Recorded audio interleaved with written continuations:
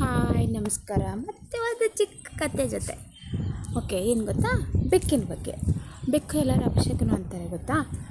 ಬೆಕ್ಕೇನಾದರೂ road cross ಮಾಡಿದ್ರೆ ಒಂದೆರಡು ನಿಮಿಷ ನಿಂತ್ಕೊಂಡು ಯಾರಾದರೂ ಒಬ್ರು ಹೋಗಾದ್ಮೇಲೆ, ಗಾಡಿ ಹೋಗಾದ್ಮೇಲೆ ಆಮೇಲೆ ಹೋಗೋಣ ಅಂತಾರೆ ಗೊತ್ತಾ. ಅದು ಏನು ಗೊತ್ತಾ, ಆ್ಯಕ್ಚುಲಿ ಅದು ಕತೆ ಆಗಿನ ಕಾಲದಲ್ಲಿ ದೊಡ್ಡವರು ನೈಟ್ ಹೊತ್ತೆಲ್ಲ ಜರ್ನಿ ಮಾಡ್ತಿರ್ತಾರೆ. ಅಂದರೆ ಅವಾಗೆಲ್ಲ ಕಾರ್ ಇದ್ದಿಲ್ಲ, ಟೂ ವೀಲರು, ಬಸ್ ಆ ಥರ ಇರಲಿಲ್ವಲ್ಲ, ಎತ್ತಿನ ಗಾಡಿಲಿ ಹೋಗೋರು. ಆವಾಗ ಏನಾದರೂ ಆ ಟೈಮಿಗೆ ಬೆಕ್ಕೇನಾದರೂ ಕ್ರಾಸ್ ಆದಾಗ ಅವ್ರು ಏನು ಮಾಡ್ತಿದ್ರು, ದೊಡ್ಡವ್ರಿಗೆ ಗೊತ್ತಿರ್ತಿತ್ತಲ್ಲ, ಅವ್ರು ನಿಂತ್ಕೊಬಿಡೋರು. ಆ ಗಾಡಿ ಎತ್ತಿನ ಗಾಡಿ ನಿಂತ್ಕೊಬಿಡ್ತಿತ್ತು.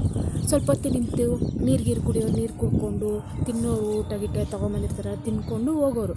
ಆವಾಗ ಅದು ಯಾಕೆ ಹೇಳ್ತಾರೆ ಅಂದರೆ, ಅವ್ರು ಯಾಕೆ ನಿಲ್ತಿದ್ರು ಅಂದರೆ, ಬೆಕ್ಕು ಬಂದಾಗ ಬೆಕ್ಕು ಪ್ರಾಣಿ ನಾಯಿಗಿಂತ, ಬೇರೆ ಪ್ರಾಣಿಗಿಂತ ಬೇಗ ಏನಾದರೂ ಬರುತ್ತೆ, ಇಲ್ಲ ಕಳ್ಳರು ಬರ್ತಾರೆ, ಇಲ್ಲ ಪ್ರಾಣಿಗಳು ಬರುತ್ತೆ, ಇಲ್ಲ ಆ ರೋಡಲ್ಲಿ ಏನಾದರೂ ಬರುತ್ತೆ ಅಂದರೆ ಅದು ಬೇಗ ಸೆನ್ಸ್ ಮಾಡುತ್ತೆ. ಬೆಕ್ಕಿಗೆ ಬೇಗ ಸೆನ್ಸ್ ಮಾಡೋ ಶಕ್ತಿ ಇರುತ್ತೆ.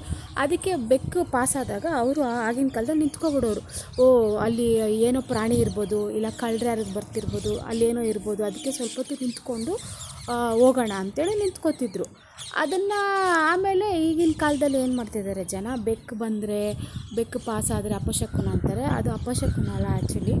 ಅದು ಏನಾದರೂ ಬಂತಂದರೆ ಆ ಜಾಗದಲ್ಲಿ ಏನೋ ಇರುತ್ತೆ, ಅದೇನೋ ನೋಡಿರುತ್ತೆ, ಇಲ್ಲ ಒಂದು ಬಸ್ ಬರ್ತಿರುತ್ತೋ, ಇಲ್ಲ ಅಕಸ್ಮಾತ್ ಒಂದೊಂದು ಸತಿ ಖಾಲಿ ರೋಡಿಗೆ ಹೋಗ್ತಿರೋ ನಾವು, ಖಾಲಿ ಒಂದು ಎಲ್ಲಾದರೂ ಹೋಗೋ ಗೂಗಲ್ ಮ್ಯಾಪ್ ಎಲ್ಲ ಹಾಕ್ಕೊಂಡು ಹೋಗ್ತೀರಿ.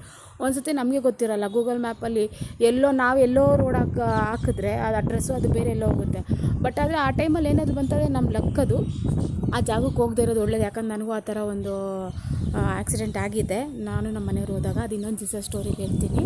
ಬಟ್ ಹೋಗದೇ ಇರೋದು ಒಳ್ಳೆಯದು, ಬಟ್ ಅಪಶಕುನಲ್ಲ, ಒಳ್ಳೆಯದು. ಯಾಕಂದರೆ ಅದು ಅಪಾಯ ಆಗೋದು ಮುನ್ನೆಚ್ಚರಿಕೆ ಅದು ನಮಗೆ ಮೊದಲೇ ಕೊಟ್ಟಿರುತ್ತೆ. ಬೆಕ್ಕು ಬಂದರೆ ಕ್ಯಾಟ್ ಈಸ್ ಗುಡ್.